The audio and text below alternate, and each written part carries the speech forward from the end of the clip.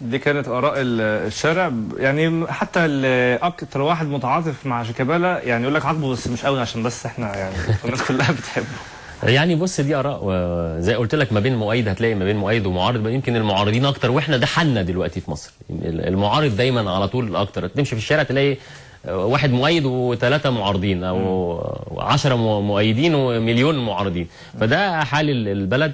مش عايزين يعني نخوض في الموضوع ده كتير. زي ما قلت لك القرارات دي قرارات مجلس اداره، ويجب ان تحترم. لو في اي قرارات الفترة اللي جاية هتكون قرارات تحترم طبعا من كل. خلينا نروح للفيسبوك كده وحضرتك معايا برضو. يعني احنا بنتكلم النهارده قصتين، مع موضوع مانويل جوزيه وموضوع شيكابالا، دول اللي عاملين عليهم الاستفتاء يعني. فطبعا برضو واحد بيسمي نفسه الباز افندي بيقول لك كابتن اسامه سوبر شيكا لازم يمشي عشان احنا كرهناه. الخواجه هاني مسعود اتمنى طارق العشري هو اللي تولى مهمه النادي الاهلي، وشيكابالا ملوش حق. انا مصري بيقول جوزيه مدرب كبير وله انجازات لكن كفايه كده لانه ما بقاش قادر يدي. اما بالنسبه لشيكابالا هو نجم كبير بس ما كانش ينفع اللي عمله، لان الاخلاق سمه لها اهميه كبيره في شخصيه اللاعب. هاني مسعود حسام كمال مع رحيل مانويل جوزيه. وبالنسبه لشيكابالا فهو ضد انه يمشي، لازم يعتذر علنيا لكن ويتدرب مع الناشئين فتره لكن ما يمشيش. جاسم الهشيمي لا ننسى تاريخ جوزيه. محمد البنداري برضو بيقول عايزين مدربين شباب النادي الاهلي، يجب رحيل جوزيه لكن لازم نكرمه، وشيكابالا المفروض يمشي لانه يعني برضو بنضايق منه جدا. محمد بيقول نحن نقول لجوزيه شكرا. برضو عايزين حفله لمانويل جوزيه لانه لازم يتكرم. ابو همس بيقول واجب على شيكابالا انه يعتذر قبل نهايه المباراه. كان تفرق يعتذر قبل نهايه المباراه يعني لو كان مثلا علنا بعد المباراه يروح للكابتن حسن كلام من ده، كانت حاجات تفرق ولا دي في النهايه يعني؟ والله يعني ممكن كانت خدت شكل تاني، لكن تفرق وما تفرقش دي ده كابتن حسن هو الوحيد اللي يقدر يجاوب على الموضوع دوت يعني. لكن شايفين ان الحدث خلاص يعني تملي الواحد بيفكر كتير قوي، بس لما تكبر شويه يعني بتفكر كتير قوي قبل ما تغلط يعني. فبالتالي زي ما قلت لك قرارات شيكابالا او انفعالات شيكابالا ما حدش بيقدر يتوقعها يعني. طاهر الايوبي يقول شيكابالا نجم لكنه يرى انه فوق الجميع وده ما ينفعش.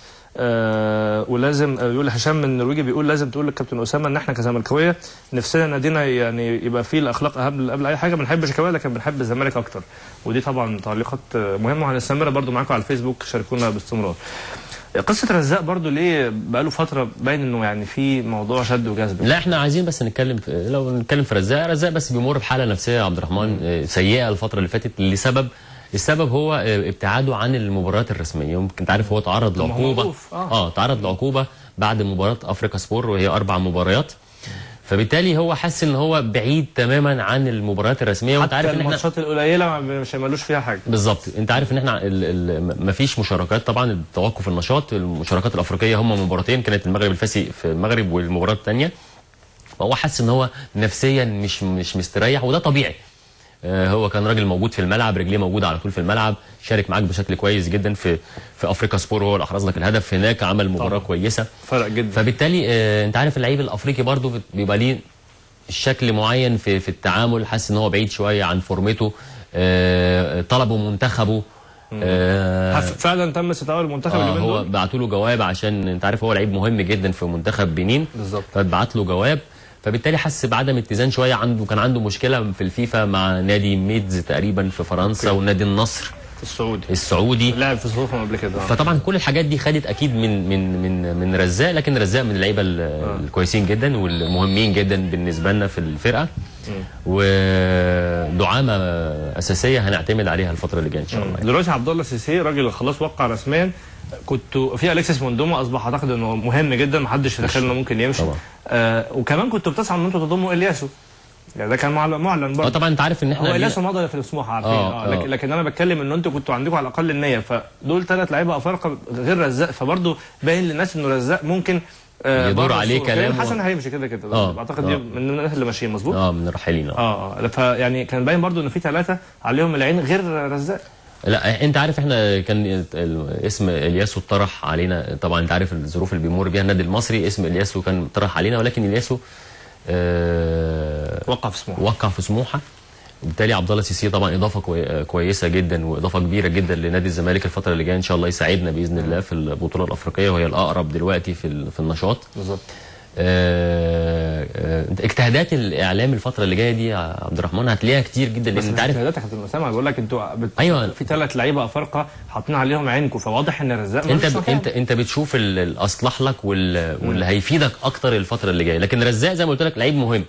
النهارده انت بتشوفها من كذا زاويه، تضيف مدافع ولا تستعيد بمدافع مصري عن المدافع الافريقي عشان تحافظ على لعيبتك، وخصوصا ان الاربعه كويسين. يعني رزاق من اللعيبه المهمين، سيسي اضافه كويسه، موندومو طبعا ما شاء الله يعني اثبت وجوده في ظل الظروف اللي احنا بنلعب فيها، والياسو اضافه كويسه. لكن انت بتشوف الانسب لطريقه لعبك واللي انت في احتياج ليها. انت النهارده بتلعب في افريقيا دوري مجموعات، يعني محتاج تكسب بره وتكسب جوه، يبقى بالنسبه لك الفيرود مهم جدا.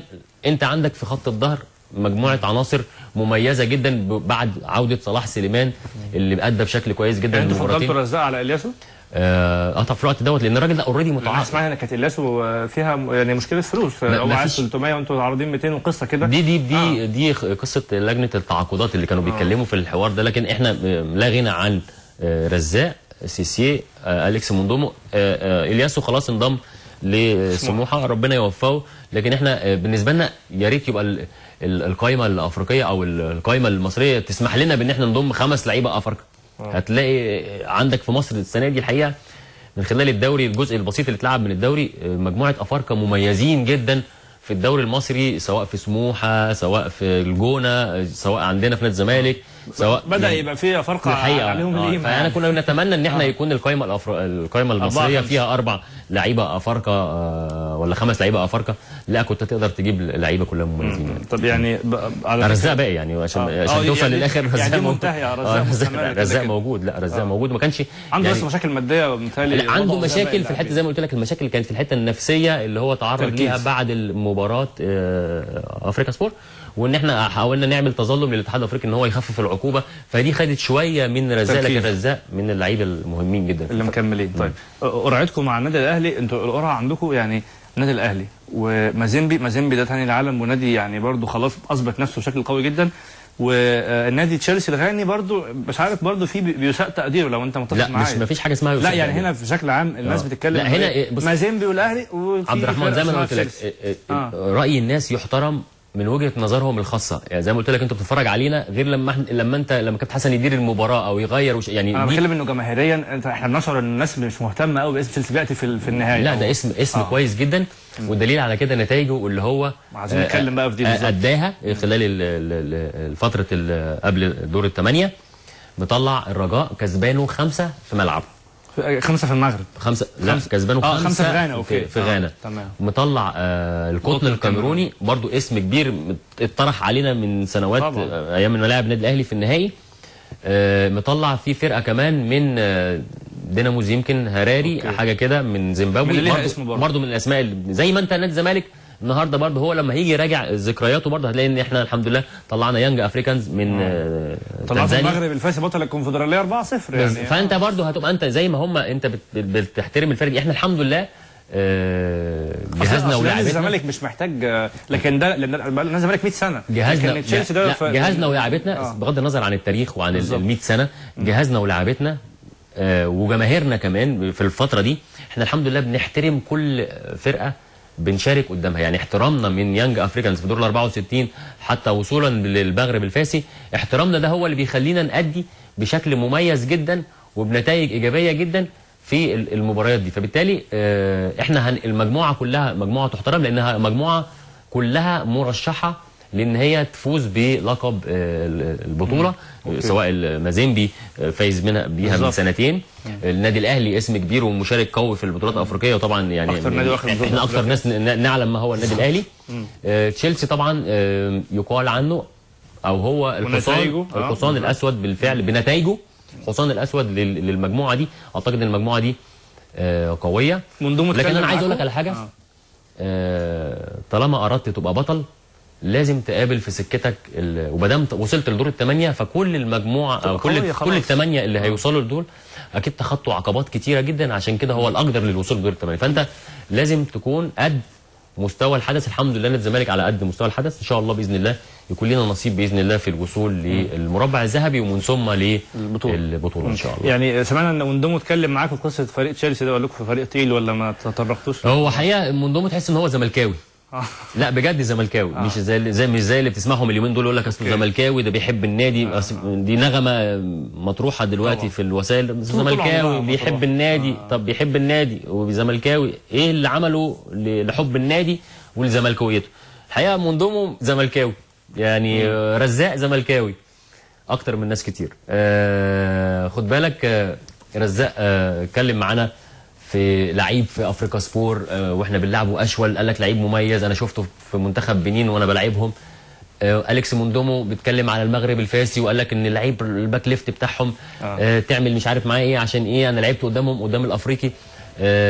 هو شايف لعيبه مميزه يعني، من اللعيبه اللي هي ما بتبخلش عليك بيلعبوا بدور يعني بيساعدوك في لان هو طبعا الموضوع انت بتسمع له لان هو بيبقى شارك لاعب شارك قدامهم. ربما انت تكون الفرقه دي بعيده عنك او اللعيبه غايبه عنك فتره كبيره، لكن هو في الفعل بيدي رايه. فبالتالي حلو كلمه الزملكاوي دي يعني.